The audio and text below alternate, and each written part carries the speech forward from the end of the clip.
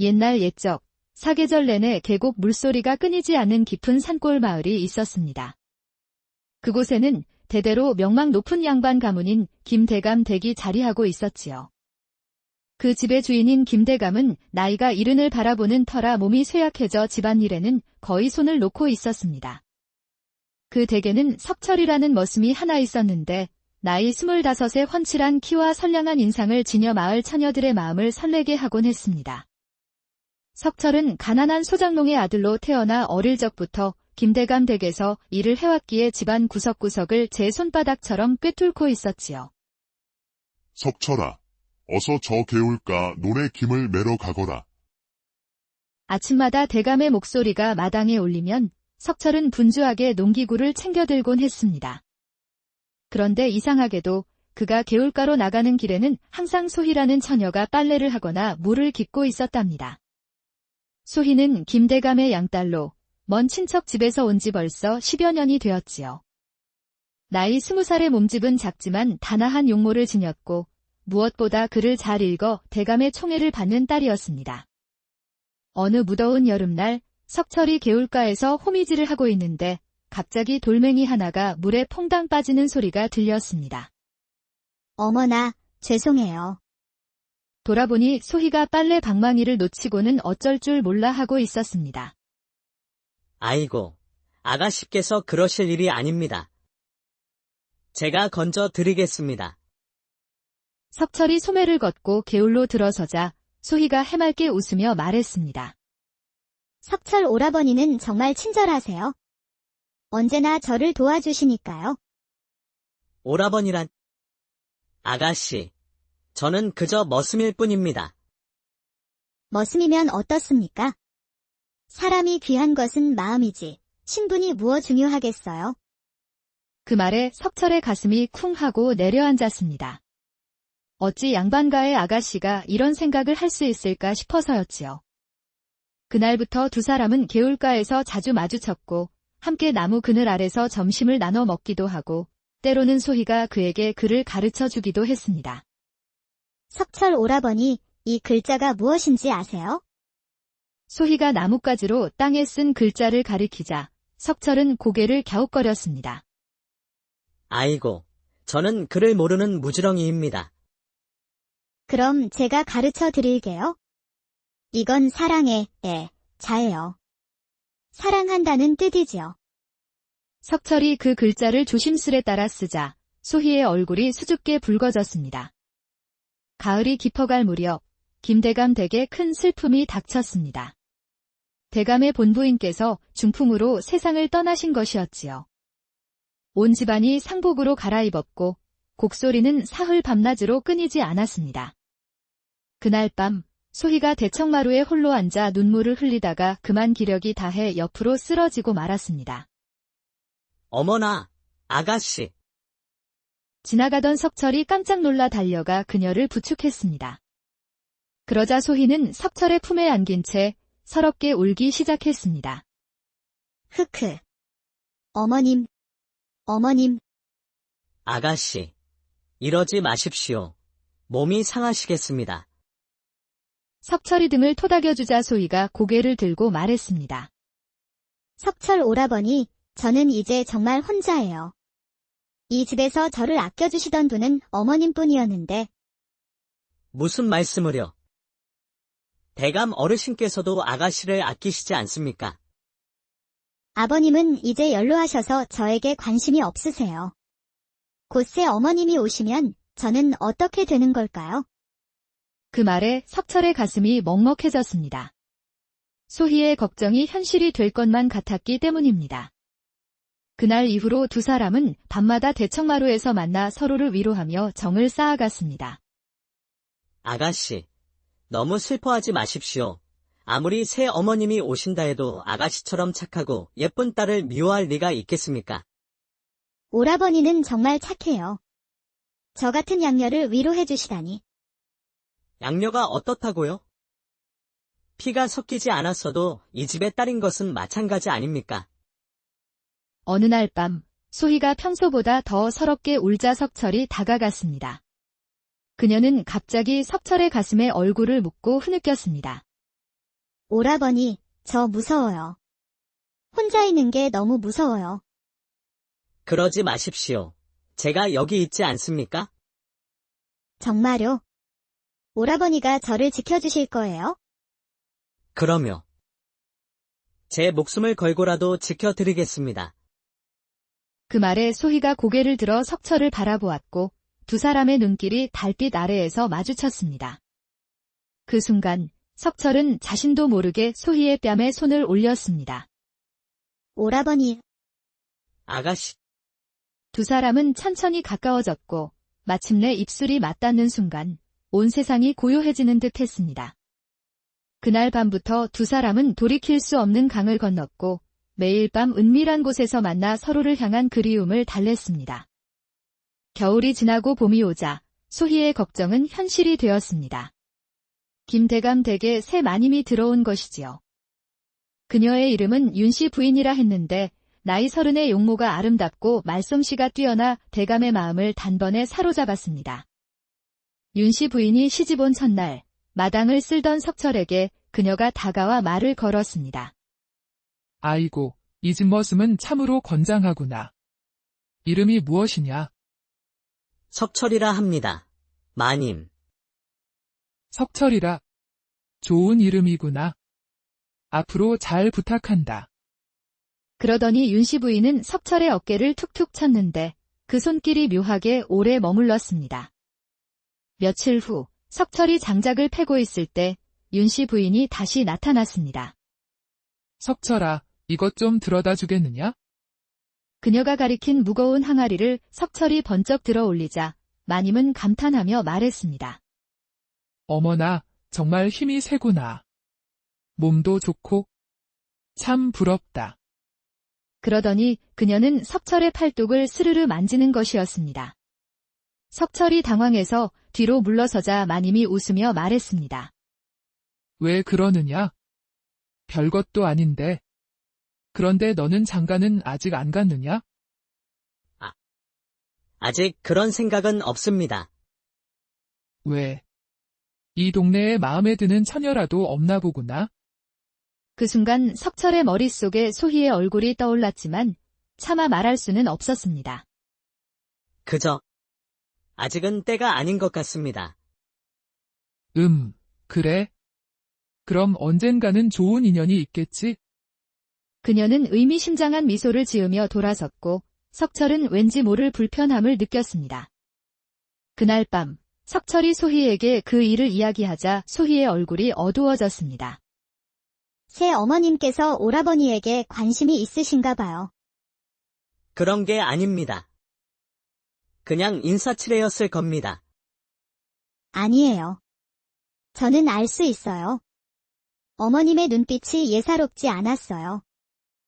아가씨, 그런 걱정 마십시오. 제 마음속에는 오직 아가씨뿐인거려. 그 말에 소희가 석철의 품에 안겼습니다. 오라버니, 저는 무서워요. 어머님이 오라버니를 빼앗아 갈까 봐요. 그런 일은 절대 없을 겁니다. 제가 약속하지요. 하지만 윤씨 부인의 접근은 점점 더 노골적으로 변해갔습니다. 어느 날은 우물가에서 그의 등에 손을 얹기도 하고 또 어떤 날은 빨래를 개어달라며 방으로 불러들이기도 했습니다. 그러던 어느 날 석철이 마당에서 일하고 있는데 윤씨 부인이 얇은 옷차림으로 나오더니 비틀거리며 쓰러지는 것이었습니다. 마님, 어디 편찮으십니까? 석철이 놀라 부축하려 하자 마님은 그의 품에 안기며 속삭였습니다. 석철아, 내가 얼마나 외로운지 아니? 마님, 이러시면 안 됩니다. 왜 안 돼? 영감은 늙어서 나를 여자로 보지도 않고 이 집에는 나를 이해해주는 이가 아무도 없단 말이다. 마님, 제발 정신 차리십시오. 대감 어르신께 들키시면 큰일 납니다. 바로 그 순간 어디선가 소희가 나타났습니다. 마님과 석철이 껴안고 있는 모습을 본 소희의 얼굴이 새파랗게 질렸습니다. 어머님, 윤씨 부인은 깜짝 놀라 석철에게서 떨어지며 변명했습니다. 아, 소희야. 어미가 갑자기 어지러워서 석철이가 부축해 준 것이란다. 그러세요. 소희가 의심스러운 눈길로 두 사람을 보자 석철이 급히 말했습니다. 아가씨, 마님께서 몸이 편찮으셔서 제가 잠깐 부축해 드린 것뿐입니다. 그래, 그럼 됐다. 석철아, 내일부터는 내 방 청소도 내가 하거라. 네. 마님, 석철이 마지못해 대답하자 소희의 얼굴은 더욱 어두워졌습니다. 그날 밤 소희가 석철에게 따지듯 물었습니다. 오라버니, 정말로 어머님과 아무 사이도 아니에요? 정말입니다. 제 눈에는 아가씨 외에는 아무도 들어오지 않습니다. 천지신명께 맹세합니다. 그제야 소희는 안심했지만 두 사람 모두 마음 한구석이 불안했습니다. 다음 날부터 석철은 윤씨 부인의 방 청소를 하게 되었고 마님은 온갖 핑계로 그를 유혹했습니다. 어느 날 그가 방 청소를 하고 있는데 마님이 갑자기 뒤에서 그를 껴안았습니다. 마님, 이러시면 안 됩니다. 석철이 놀라 몸을 빼자 마님은 서운한 표정으로 말했습니다. 석철아, 내가 그렇게 싫으냐? 그런 것이 아니라 마님께서는 대감 어르신의 부인이시지 않습니까? 대감은 나를 여자로 보지도 않는다. 나는 아직 젊어. 너처럼 건장한 사내를 보면 가슴이 뛰는 게 당연하지 않니? 그 노골적인 말에 석철이 뒤로 물러서자 마님이 한 걸음 더 다가왔습니다. 한 번만 나를 안아줄 수 없겠느냐? 마님, 제발 그런 말씀 마십시오. 저는 이미 마음에 둔 사람이 있습니다. 뭐, 마음에 둔 사람. 윤씨 부인의 얼굴이 순간 차갑게 변했습니다. 누구냐? 대체 누구기에 이 날을 거절하는 것이냐? 그건 말씀드릴 수 없습니다. 좋아. 그럼 내가 알아내고 말겠다. 그날부터 윤씨 부인은 석철을 감시하기 시작했고 며칠 후 마침내 석철과 소희가 밤마다 만나는 것을 목격했습니다. 달빛 아래 서로를 껴안고 속삭이는 두 사람의 모습을 본 그녀의 얼굴에는 무서운 분노가 떠올랐습니다. 감히 내 것을 빼앗아? 내 딸년이 머슴 놈과. 윤씨 부인은 이를 갈며 방으로 돌아와 무서운 계획을 세우기 시작했습니다. 며칠 후 밤, 그녀는 마당 구석에서 검은 옷을 입은 사내들을 만났습니다. 그들은 돈만 받으면 어떤 더러운 일도 하는 자들이었지요. 일은 간단하다. 이 집의 딸년을 하룻밤 사이에 사라지게 해다오. 마님, 그 처녀를 어찌 처리할까요? 멀리 있는 기생집에 팔아버려라. 그래야 영영 돌아올 생각을 못할 테니. 알겠습니다. 돈은? 일을 깔끔하게 처리하면 여기에 3배를 더 주겠다. 사흘 안에 해치워야 한다. 그렇게 무서운 거래가 성사된 지 이틀 후, 소희가 감쪽같이 사라져 버렸습니다. 그날 아침, 석철은 평소처럼 개울가로 나갔지만 소희는 보이지 않았습니다. 점심이 되어도 저녁이 되어도 마찬가지였지요. 혹시 아가씨가 어디 가셨는지 아십니까? 석철이 다른 하인들에게 물었지만 모두들 모른다고 고개를 저었습니다. 대감 또한 별로 걱정하지 않는 눈치였습니다. 석철의 가슴은 타들어갔습니다. 소희가 아무 말 없이 사라질 리가 없었기 때문입니다. 그날 밤부터 그는 잠을 이루지 못했고 이튿날부터는 일을 놓고 소희를 찾아다니기 시작했습니다. 첫날에는 마을 뒷산을 샅샅이 뒤지고 둘째 날에는 개울을 따라 하류로 내려가며 찾아보았지만 아무런 흔적도 없었습니다. 셋째 날부터는 이웃 마을들을 돌아다니며 소희를 본 사람이 있는지 물어보았습니다. 혹시 20살 정도 되는 키는 작고 얼굴이 단정한 처녀를 보신 적 있습니까? 하지만 어느 마을에서도 소희에 대한 단서는 찾을 수 없었습니다. 석철의 얼굴은 날이 갈수록 야위어갔고 눈에는 핏발이 섰습니다. 일주일째 되던 날 거의 포기 상태로 집에 돌아와 마당에 주저앉아 하늘을 보며 중얼거렸습니다. 소희야. 너는 도대체 어디로 간 것이냐? 내가 너를 지켜주겠다고 약속했는데. 그때 마침 윤씨 부인이 지나가다 그를 보고는 짐짓 놀란 척 말을 걸었습니다. 어머, 석철아. 내가 왜 이리 야위었느냐? 아직도 소희 때문에 그러고 있는 게냐? 많이. 소희를 찾지 못하겠습니다. 아이고. 아마 어디 좋은 데로 시집이라도 간 거 아닐까? 아닙니다. 소희는 그런 아이가 아닙니다. 분명 무슨 일이 생긴 겁니다. 그로부터 며칠 후 석철은 마침내 장터에서 결정적인 소문을 듣게 되었습니다. 주막에서 술에 취한 한 사내가 떠드는 말이 그의 귀에 들렸지요.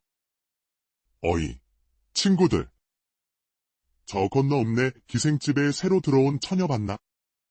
얼굴은 꽃 같은데 성질이 호랑이 같다더군. 첫날 밤에 손님을 물어뜯어서 피를 냈다고 하더군. 그래서 요즘은 아무도 그 방에 안 간다더라고. 그 말을 들은 석철의 가슴이 철렁 내려앉았습니다. 그 기생집이 어디에 있습니까? 저기 저 산 넘어 읍내에 가면 화월루라고 있어. 거기야, 거기. 석철은 그 말을 듣자마자 산을 넘고 개울을 건너 한다름에 읍내로 달려갔습니다. 해가 질 무렵 마침내 화월루라는 기생집 앞에 도착했습니다. 붉은 등불이 걸린 화려한 곳이었지만 석철은 소희를 찾아야 한다는 일념으로 문을 밀고 들어갔습니다. 어서 오세요, 손님. 무엇을 도와드릴까요? 나이든 포주가 그를 보며 탐탁지 않은 눈빛으로 물었습니다.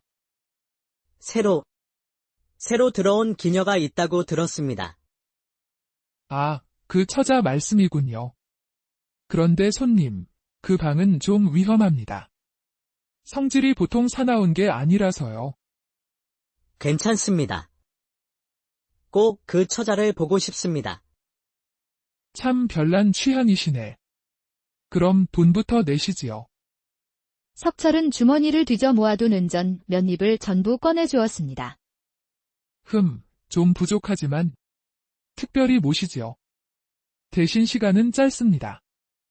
포주는 석철을 복도 끝 방으로 안내했습니다. 맨 끝 방에서는 아무 소리도 들리지 않았습니다. 이 방입니다. 정말 괜찮으시겠어요? 괜찮습니다. 포주가 문을 열자 석철은 그만 다리에 힘이 풀려 주저앉을 뻔했습니다. 방 한구석에 하얀 치마 저고리를 입고 웅크리고 앉아있는 여자. 그건 바로 소희였습니다. 하지만 예전의 모습은 온데간데 없었습니다. 얼굴은 뼈만 앙상했고 머리카락은 헝클어져 있었으며 목과 팔에는 손톱으로 긁은 상처가 가득했습니다. 무엇보다 가슴 아픈 것은 그녀의 눈빛이었습니다. 맑고 순수했던 눈빛은 사라지고 절망과 공포만이 남아있었지요. 소희야. 석철이 부르자 소희가 고개를 들었지만 처음에는 그를 알아보지 못하고 두려움에 떨었습니다. 오지 마세요. 제발, 오지 마세요. 소희야. 나야. 석철이야. 그제야 소희가 눈을 크게 뜨고 그를 바라보더니 이내 몸을 떨며 말했습니다. 거짓말. 오라버니가 여기 있을 리가 없어요. 이건 꿈일 거야. 꿈이 아니야. 정말 나야. 소희야. 석철이 다가가려 하자 소희가 얼굴을 가리며 울기 시작했습니다. 안 돼요. 오라버니가 저를 이런 모습으로 보시면 안 돼요. 저는 이미 더럽혀졌어요. 첫날 밤에 흑흑. 끔찍한 기억에 온몸을 떠는 소희를 보며 석철의 가슴은 찢어지는 듯 했습니다. 됐다. 그런 얘기 하지 마라. 중요한 건 내가 살아있다는 거야. 오라버니, 저는 정말 죽고 싶었어요. 그만. 그런 소리 다시는 하지 마라. 석철이 소리치자 소희는 깜짝 놀라 그를 보았습니다. 그의 눈에서 눈물이 흐르는 것을 보고는 비로소 정신이 드는 듯 했습니다. 오라버니, 정말 오라버니예요? 그래. 나야. 내가 널 찾으러 왔어. 그제야 소희는 울음을 터뜨리며 달려와 그의 품에 안겼습니다. 오라버니. 오라버니. 다시는 못 볼 줄 알았어요. 바보야. 내가 널 두고 어디 가겠느냐. 목숨을 걸고라도 찾겠다고 약속했잖느냐. 어떻게 여기를, 장터에서 소문을 듣고 혹시나 해서 와봤는데 정말 내가 있더구나. 소희가 너무 서러워 말을 잇지 못하자 석철은 그녀의 등을 토닥이며 위로했습니다. 됐다. 됐어. 이제 내가 왔으니 괜찮아. 더 이상 아무도 널 괴롭히지 못해. 하지만 오라버니. 저를 여기서 데려가려면 엄청난 돈이, 그것도 해결했다. 걱정하지 마라. 사실 돈을 구하지는 못했지만 석철은 소희를 안심시키기 위해 거짓말을 했습니다. 두 사람이 서로를 껴안고 있을 때 뒤에서 포주가 헛기침을 했습니다. 손님, 시간이 다 됐습니다. 더 있으시려면 돈을 더 내셔야지요. 이 여인을 사고 싶습니다. 뭐라고요? 사신다고요? 네. 얼마든지 내겠습니다. 포주가 석철을 위아래로 훑어보더니 비웃듯 말했습니다. 허허, 이 처자는 아무나 살 수 있는 게 아닙니다. 이 처자를 데려온 분이 특별히 부탁했거든요. 아무에게나 팔지 말라고. 그 말에 석철의 머릿속에 번개가 쳤습니다. 누군가 의도적으로 소희를 팔아넘긴 것이 틀림없었습니다. 그분이 누구십니까? 그건 비밀입니다.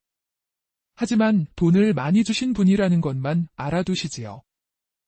그래도 돈을 많이 내면 팔 수 있는 것 아닙니까? 글쎄요. 100냥 정도는 있어야 생각해 볼 텐데요. 100냥이요. 100냥은 보통 사람이 평생을 벌어도 모으기 힘든 큰돈이었습니다. 지금은 돈이 없지만 곧 가져오겠습니다. 일주일만 기다려 주십시오. 허허, 일주일이라. 그럼 하루에 은 10냥씩 이자를 내시면 기다려 드리지요. 석철은 그 조건을 받아들일 수밖에 없었습니다. 그는 소희에게 며칠만 더 기다리라고 당부하고 무거운 마음으로 집으로 돌아왔습니다. 그런데 집에 도착하니 마당에서 윤씨 부인이 그를 기다리고 있었습니다. 어머, 석철아. 어디 갔다 오는 길이냐? 혹시 소희를 찾으러 간 건 아니고? 석철이 깜짝 놀라 그녀를 보자 마님은 의미심장한 미소를 지었습니다. 어머, 왜 그런 표정을 짓니? 혹시 정말 찾았어? 마님께서는 소희가 어디 갔는지 아십니까? 나야 모르지. 그런데 기생집에 팔려간 여자가 다시 돌아오는 경우는 없다더구나. 그 말에 석철의 온몸에 소름이 돋았습니다. 그녀가 모든 것을 알고 있었던 것입니다. 많이? 혹시 설마 내가 그랬을까 봐. 허허, 순진한 녀석. 이 세상에 돈으로 못할 일이 뭐가 있겠느냐? 석철은 그제야 모든 것을 깨달았습니다. 하지만 석철아, 내가 정말 소희를 구하고 싶다면 방법이 하나 있단다. 방법이 있습니까? 물론이지. 아주 간단한 방법이. 윤씨 부인은 석철에게 다가와 속삭였습니다. 나와 하룻밤만 보내다오. 그럼 소희를 구할 돈 100냥을 주겠다. 뭐라고요? 석철은 그 제안에 온몸이 떨렸습니다. 이 여자가 정말로 소희를 팔아넘긴 장본인이었던 것입니다. 많이? 정말로 소희를? 그래, 내가 그랬다. 내가 감히 나를 거부했으니까? 이제 와서 후회해도 소용없어. 소희를 구하려면 내 말을 들어야 할 것이다. 석철의 머릿속이 하얘졌습니다. 이런 악독한 여자가 있을까? 하지만 지금 소희를 구할 방법은 이것뿐이었습니다. 생각해 보거라. 소희가 지금 얼마나 고생하고 있을지? 매일 밤 모르는 사내들에게. 그만하십시오. 그럼 어찌할 테냐? 내 제안을 받아들일 테냐? 아니면 소희를 포기할 테냐? 석철은 한참을 고민했습니다. 이 여자와 하룻밤을 보낸다는 것은 상상만 해도 끔찍했지만 소희를 구하기 위해서는 어쩔 수 없었습니다. 알겠습니다. 하겠습니다. 좋아. 현명한 선택이다. 그럼 오늘 밤 내 방으로 오너라. 그날 밤 석철은 죽는 심정으로 윤씨 부인의 방문을 두드렸습니다. 문이 열리고 하얀 속옷 차림의 마님이 그를 맞았습니다. 어서 들어오너라. 석철이 방에 들어서자 마님은 문을 닫고 빗장을 걸었습니다. 마님, 정말 돈을 주시는 겁니까? 물론이지. 여기 있다. 그녀는 베개 밑에서 비단 주머니를 꺼내 던져주었습니다. 안에는 정말로 은 100냥이 들어있었습니다. 자, 이제 시작해볼까? 마님이 다가오려는 순간 석철의 머릿속에 번뜩이는 생각이 스쳤습니다.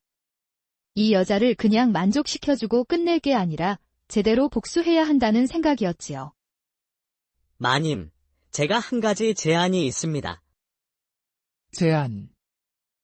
내 어차피 하룻밤을 보낼 것이라면 좀 더 특별하게 해보면 어떻겠습니까? 마님께서 평소에 원하시던 대로 말입니다. 석철이 의미심장한 미소를 짓자 윤씨 부인의 눈이 반짝였습니다. 그래, 좋아. 그럼 내가 원하는 대로 해보거라. 석철은 마음속으로 소희에게 미안하다고 빌며 치밀한 계획을 실행에 옮기기 시작했습니다. 먼저 촛불을 끄고 방을 어둡게 만든 다음 그는 일부러 온 집 옛날 옛적 사계절 내내 계곡 물소리가 끊이지 않는 깊은 산골 마을이 있었습니다. 그곳에는 대대로 명망 높은 양반 가문인 김대감 댁이 자리하고 있었지요.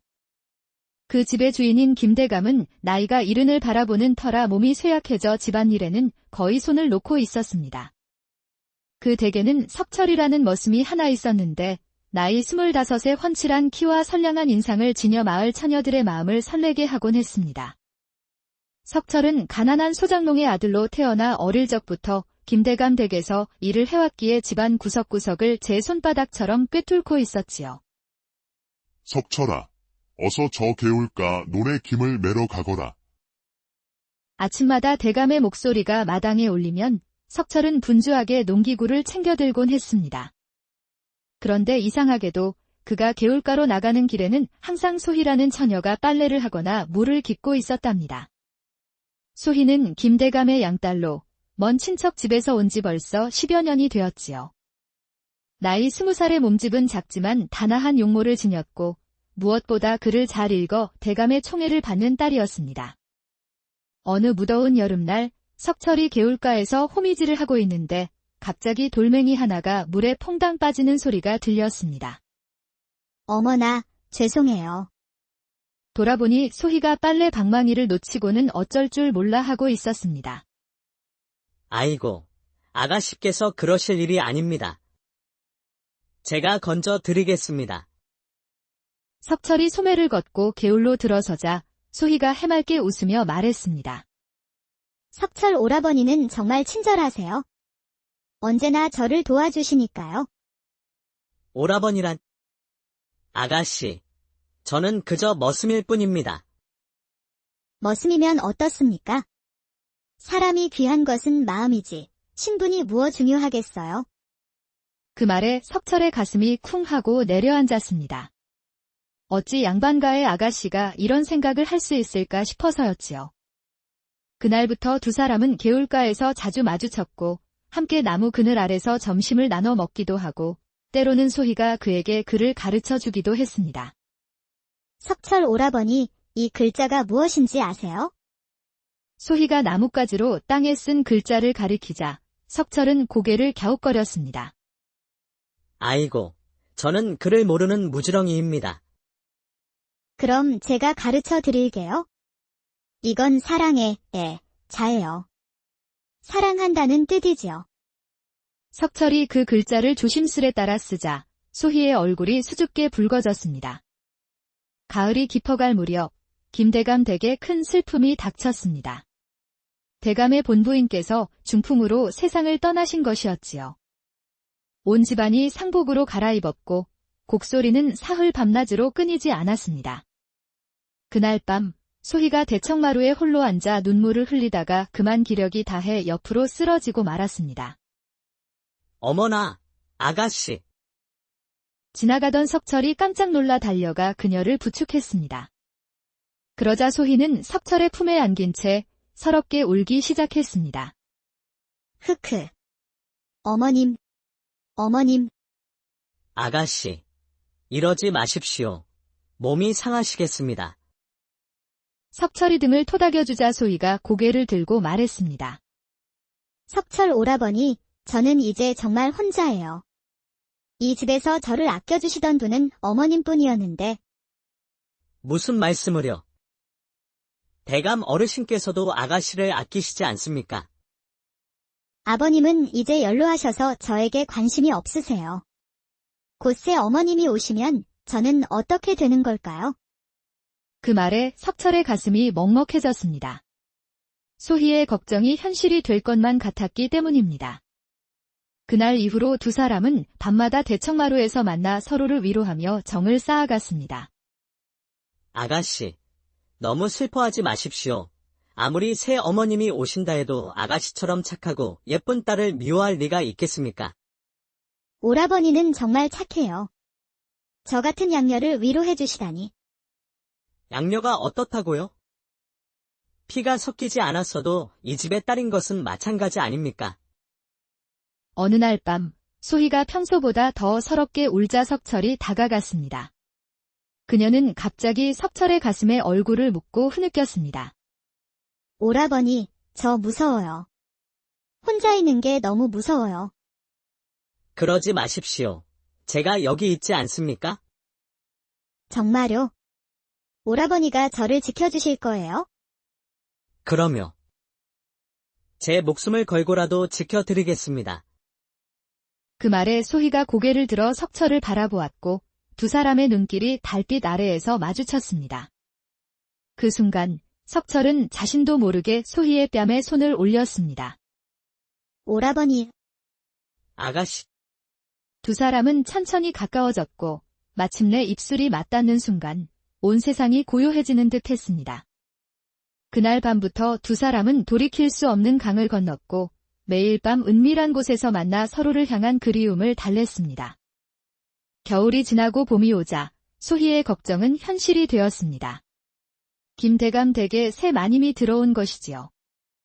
그녀의 이름은 윤씨 부인이라 했는데 나이 30의 용모가 아름답고 말솜씨가 뛰어나 대감의 마음을 단번에 사로잡았습니다. 윤씨 부인이 시집온 첫날 마당을 쓸던 석철에게 그녀가 다가와 말을 걸었습니다. 아이고, 이 집 머슴은 참으로 건장하구나. 이름이 무엇이냐? 석철이라 합니다.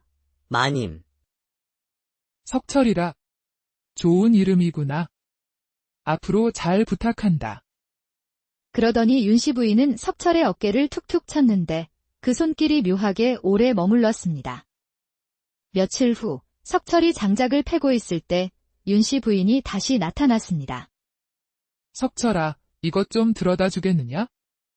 그녀가 가리킨 무거운 항아리를 석철이 번쩍 들어 올리자 마님은 감탄하며 말했습니다. 어머나, 정말 힘이 세구나. 몸도 좋고 참 부럽다. 그러더니 그녀는 석철의 팔뚝을 스르르 만지는 것이었습니다.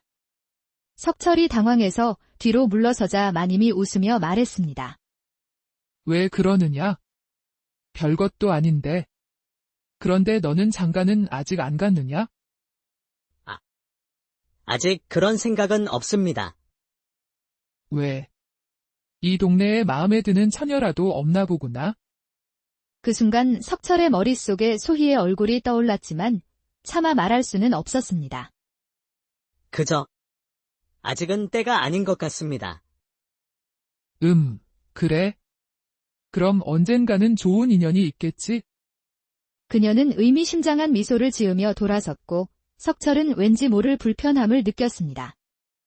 그날 밤 석철이 소희에게 그 일을 이야기하자 소희의 얼굴이 어두워졌습니다. 새 어머님께서 오라버니에게 관심이 있으신가 봐요. 그런 게 아닙니다. 그냥 인사치레였을 겁니다. 아니에요. 저는 알 수 있어요. 어머님의 눈빛이 예사롭지 않았어요. 아가씨, 그런 걱정 마십시오. 제 마음속에는 오직 아가씨뿐인거려. 그 말에 소희가 석철의 품에 안겼습니다. 오라버니, 저는 무서워요. 어머님이 오라버니를 빼앗아 갈까 봐요. 그런 일은 절대 없을 겁니다. 제가 약속하지요. 하지만 윤씨 부인의 접근은 점점 더 노골적으로 변해갔습니다. 어느 날은 우물가에서 그의 등에 손을 얹기도 하고 또 어떤 날은 빨래를 개어달라며 방으로 불러들이기도 했습니다. 그러던 어느 날 석철이 마당에서 일하고 있는데 윤씨 부인이 얇은 옷차림으로 나오더니 비틀거리며 쓰러지는 것이었습니다. 마님, 어디 편찮으십니까? 석철이 놀라 부축하려 하자 마님은 그의 품에 안기며 속삭였습니다. 석철아, 내가 얼마나 외로운지 아니? 마님, 이러시면 안 됩니다. 왜 안 돼? 영감은 늙어서 나를 여자로 보지도 않고 이 집에는 나를 이해해주는 이가 아무도 없단 말이다. 마님, 제발 정신 차리십시오. 대감 어르신께 들키시면 큰일 납니다. 바로 그 순간 어디선가 소희가 나타났습니다. 마님과 석철이 껴안고 있는 모습을 본 소희의 얼굴이 새파랗게 질렸습니다. 어머님, 윤씨 부인은 깜짝 놀라 석철에게서 떨어지며 변명했습니다. 아, 소희야. 어미가 갑자기 어지러워서 석철이가 부축해준 것이란다. 그러세요. 소희가 의심스러운 눈길로 두 사람을 보자 석철이 급히 말했습니다. 아가씨, 마님께서 몸이 편찮으셔서 제가 잠깐 부축해드린 것뿐입니다. 그래, 그럼 됐다. 석철아, 내일부터는 내 방 청소도 내가 하거라. 네, 마님. 석철이 마지못해 대답하자 소희의 얼굴은 더욱 어두워졌습니다. 그날 밤 소희가 석철에게 따지듯 물었습니다. 오라버니, 정말로 어머님과 아무 사이도 아니에요? 정말입니다. 제 눈에는 아가씨 외에는 아무도 들어오지 않습니다. 천지신명께 맹세합니다. 그제야 소희는 안심했지만 두 사람 모두 마음 한구석이 불안했습니다. 다음 날부터 석철은 윤씨 부인의 방 청소를 하게 되었고 마님은 온갖 핑계로 그를 유혹했습니다. 어느 날 그가 방 청소를 하고 있는데 마님이 갑자기 뒤에서 그를 껴안았습니다. 마님, 이러시면 안 됩니다. 석철이 놀라 몸을 빼자 마님은 서운한 표정으로 말했습니다. 석철아, 내가 그렇게 싫으냐? 그런 것이 아니라 마님께서는 대감 어르신의 부인이시지 않습니까? 대감은 나를 여자로 보지도 않는다. 나는 아직 젊어. 너처럼 건장한 사내를 보면 가슴이 뛰는 게 당연하지 않니? 그 노골적인 말에 석철이 뒤로 물러서자 마님이 한 걸음 더 다가왔습니다. 한 번만 나를 안아줄 수 없겠느냐? 마님, 제발 그런 말씀 마십시오. 저는 이미 마음에 둔 사람이 있습니다. 뭐, 마음에 둔 사람. 윤씨 부인의 얼굴이 순간 차갑게 변했습니다. 누구냐? 대체 누구기에 이 날을 거절하는 것이냐? 그건 말씀드릴 수 없습니다. 좋아. 그럼 내가 알아내고 말겠다. 그날부터 윤씨 부인은 석철을 감시하기 시작했고 며칠 후 마침내 석철과 소희가 밤마다 만나는 것을 목격했습니다. 달빛 아래 서로를 껴안고 속삭이는 두 사람의 모습을 본 그녀의 얼굴에는 무서운 분노가 떠올랐습니다. 감히 내 것을 빼앗아? 내 딸년이 머슴 놈과. 윤씨 부인은 이를 갈며 방으로 돌아와 무서운 계획을 세우기 시작했습니다. 며칠 후 밤, 그녀는 마당 구석에서 검은 옷을 입은 사내들을 만났습니다. 그들은 돈만 받으면 어떤 더러운 일도 하는 자들이었지요. 일은 간단하다. 이 집의 딸년을 하룻밤 사이에 사라지게 해다오. 마님, 그 처녀를 어찌 처리할까요? 멀리 있는 기생집에 팔아버려라. 그래야 영영 돌아올 생각을 못할 테니. 알겠습니다. 돈은? 일을 깔끔하게 처리하면 여기에 3배를 더 주겠다. 사흘 안에 해치워야 한다. 그렇게 무서운 거래가 성사된 지 이틀 후, 소희가 감쪽같이 사라져 버렸습니다. 그날 아침, 석철은 평소처럼 개울가로 나갔지만 소희는 보이지 않았습니다. 점심이 되어도 저녁이 되어도 마찬가지였지요. 혹시 아가씨가 어디 가셨는지 아십니까? 석철이 다른 하인들에게 물었지만 모두들 모른다고 고개를 저었습니다. 대감 또한 별로 걱정하지 않는 눈치였습니다. 석철의 가슴은 타들어갔습니다. 소희가 아무 말 없이 사라질 리가 없었기 때문입니다. 그날 밤부터 그는 잠을 이루지 못했고 이튿날부터는 일을 놓고 소희를 찾아다니기 시작했습니다. 첫날에는 마을 뒷산을 샅샅이 뒤지고 둘째 날에는 개울을 따라 하류로 내려가며 찾아보았지만 아무런 흔적도 없었습니다. 셋째 날부터는 이웃 마을들을 돌아다니며 소희를 본 사람이 있는지 물어보았습니다. 혹시 20살 정도 되는 키는 작고 얼굴이 단정한 처녀를 보신 적 있습니까? 하지만 어느 마을에서도 소희에 대한 단서는 찾을 수 없었습니다.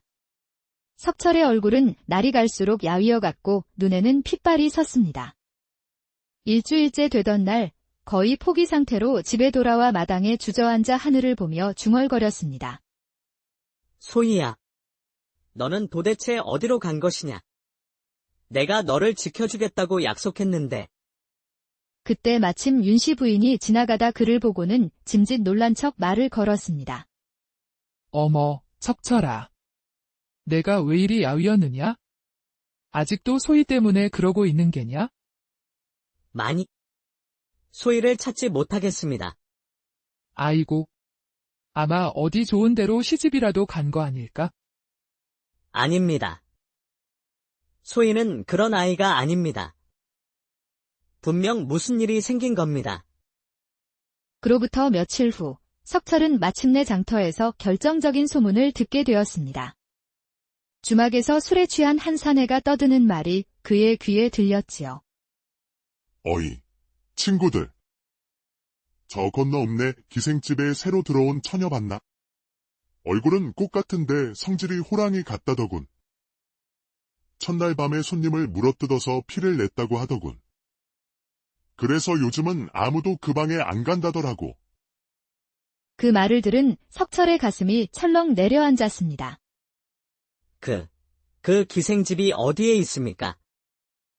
저기 저 산 넘어 읍내에 가면 화월루라고 있어. 거기야, 거기. 석철은 그 말을 듣자마자 산을 넘고 개울을 건너 한다름에 읍내로 달려갔습니다.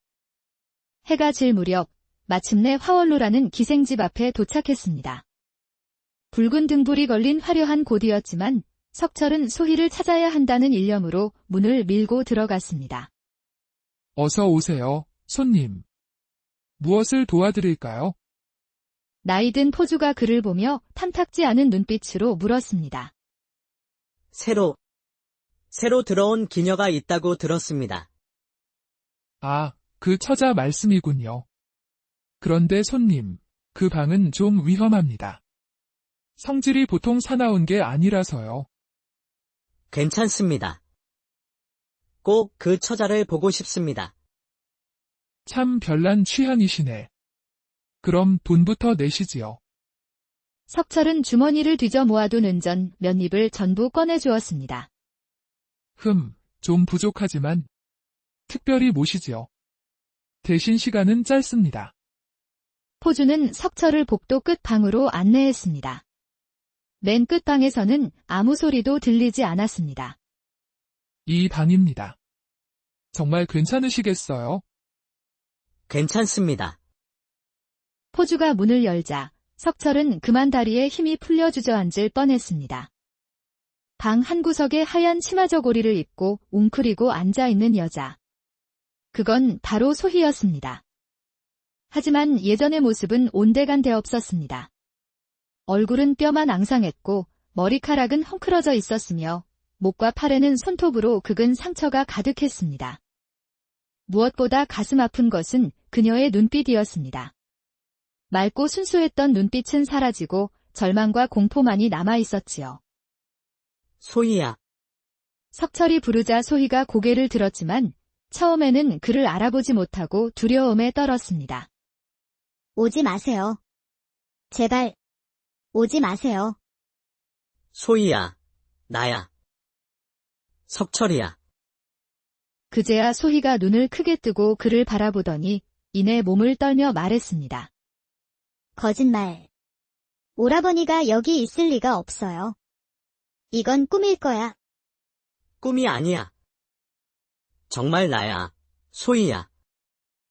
석철이 다가가려 하자 소희가 얼굴을 가리며 울기 시작했습니다. 안 돼요. 오라버니가 저를 이런 모습으로 보시면 안 돼요. 저는 이미 더럽혀졌어요. 첫날 밤에 흐크. 끔찍한 기억에 온몸을 떠는 소희를 보며 석철의 가슴은 찢어지는 듯 했습니다. 됐다. 그런 얘기 하지 마라. 중요한 건 내가 살아있다는 거야. 오라버니, 저는 정말 죽고 싶었어요. 그만. 그런 소리 다시는 하지 마라. 석철이 소리치자 소희는 깜짝 놀라 그를 보았습니다. 그의 눈에서 눈물이 흐르는 것을 보고는 비로소 정신이 드는 듯 했습니다. 오라버니. 정말 오라버니예요? 그래, 나야. 내가 널 찾으러 왔어. 그제야 소희는 울음을 터뜨리며 달려와 그의 품에 안겼습니다. 오라버니. 다시는 못 볼 줄 알았어요. 바보야. 내가 널 두고 어디 가겠느냐. 목숨을 걸고라도 찾겠다고 약속했잖느냐. 어떻게 여기를... 장터에서 소문을 듣고 혹시나 해서 와봤는데 정말 내가 있더구나. 소희가 너무 서러워 말을 잇지 못하자 석철은 그녀의 등을 토닥이며 위로했습니다. 됐다. 됐어. 이제 내가 왔으니 괜찮아. 더 이상 아무도 널 괴롭히지 못해. 하지만 오라버니, 저를 여기서 데려가려면 엄청난 돈이... 그것도 해결했다. 걱정하지 마라. 사실 돈을 구하지는 못했지만 석철은 소희를 안심시키기 위해 거짓말을 했습니다. 두 사람이 서로를 껴안고 있을 때 뒤에서 포주가 헛기침을 했습니다. 손님, 시간이 다 됐습니다. 더 있으시려면 돈을 더 내셔야지요. 이 여인을 사고 싶습니다. 뭐라고요? 사신다고요? 네. 얼마든지 내겠습니다.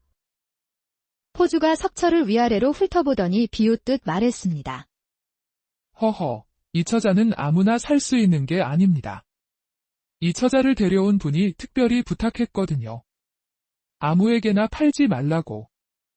그 말에 석철의 머릿속에 번개가 쳤습니다. 누군가 의도적으로 소희를 팔아넘긴 것이 틀림없었습니다. 그분이 누구십니까? 그건 비밀입니다. 하지만 돈을 많이 주신 분이라는 것만 알아두시지요. 그래도 돈을 많이 내면 팔 수 있는 것 아닙니까? 글쎄요. 100냥 정도는 있어야 생각해 볼 텐데요. 100냥이요. 100냥은 보통 사람이 평생을 벌어도 모으기 힘든 큰돈이었습니다. 지금은 돈이 없지만 곧 가져오겠습니다. 일주일만 기다려 주십시오. 허허, 일주일이라.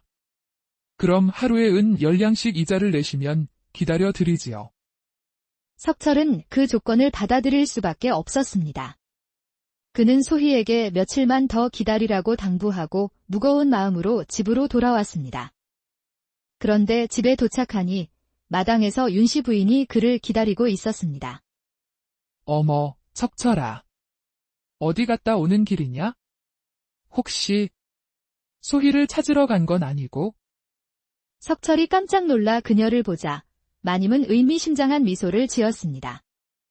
어머, 왜 그런 표정을 짓니? 혹시 정말 찾았어? 마님께서는 소희가 어디 갔는지 아십니까? 나야 모르지. 그런데 기생집에 팔려간 여자가 다시 돌아오는 경우는 없다더구나. 그 말에 석철의 온몸에 소름이 돋았습니다. 그녀가 모든 것을 알고 있었던 것입니다. 마님, 혹시 설마 내가 그랬을까 봐. 허허, 순진한 녀석. 이 세상에 돈으로 못할 일이 뭐가 있겠느냐? 석철은 그제야 모든 것을 깨달았습니다. 하지만 석철아, 내가 정말 소희를 구하고 싶다면 방법이 하나 있단다. 방법이 있습니까? 물론이지. 아주 간단한 방법이. 윤씨 부인은 석철에게 다가와 속삭였습니다. 나와 하룻밤만 보내다오. 그럼 소희를 구할 돈 100냥을 주겠다. 뭐라고요? 석철은 그 제안에 온몸이 떨렸습니다. 이 여자가 정말로 소희를 팔아넘긴 장본인이었던 것입니다. 마님, 정말로 소희를 그래, 내가 그랬다. 내가 감히 나를 거부했으니까? 이제 와서 후회해도 소용없어. 소희를 구하려면 내 말을 들어야 할 것이다. 석철의 머릿속이 하얘졌습니다. 이런 악독한 여자가 있을까? 하지만 지금 소희를 구할 방법은 이것뿐이었습니다. 생각해 보거라. 소희가 지금 얼마나 고생하고 있을지? 매일 밤 모르는 사내들에게. 그만하십시오. 그럼 어찌할 테냐? 내 제안을 받아들일 테냐? 아니면 소희를 포기할 테냐? 석철은 한참을 고민했습니다. 이 여자와 하룻밤을 보낸다는 것은 상상만 해도 끔찍했지만 소희를 구하기 위해서는 어쩔 수 없었습니다. 알겠습니다. 하겠습니다. 좋아. 현명한 선택이다. 그럼 오늘 밤 내 방으로 오너라. 그날 밤 석철은 죽는 심정으로 윤씨 부인의 방문을 두드렸습니다. 문이 열리고 하얀 속옷 차림의 마님이 그를 맞았습니다. 어서 들어오너라. 석철이 방에 들어서자 마님은 문을 닫고 빗장을 걸었습니다. 마님, 정말 돈을 주시는 겁니까? 물론이지. 여기 있다. 그녀는 베개 밑에서 비단 주머니를 꺼내 던져주었습니다. 안에는 정말로 은 100냥이 들어있었습니다. 자, 이제 시작해볼까? 마님이 다가오려는 순간 석철의 머릿속에 번뜩이는 생각이 스쳤습니다. 이 여자를 그냥 만족시켜주고 끝낼 게 아니라 제대로 복수해야 한다는 생각이었지요. 마님, 제가 한 가지 제안이 있습니다. 제안. 내 어차피 하룻밤을 보낼 것이라면 좀 더 특별하게 해보면 어떻겠습니까? 마님께서 평소에 원하시던 대로 말입니다.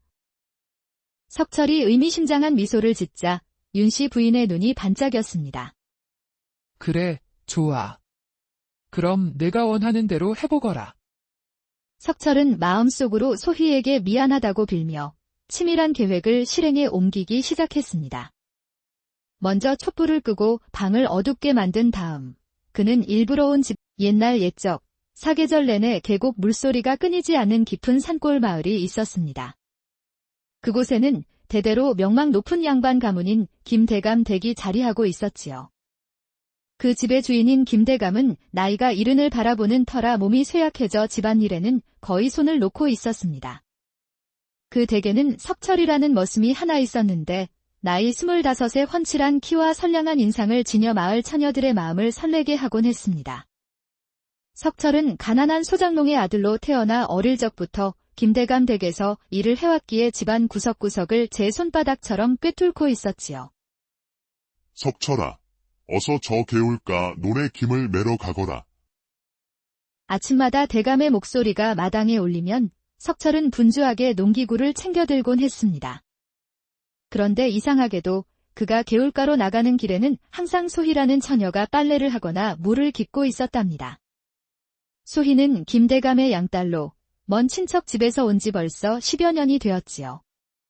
나이 20살의 몸집은 작지만 단아한 용모를 지녔고 무엇보다 글을 잘 읽어 대감의 총애를 받는 딸이었습니다.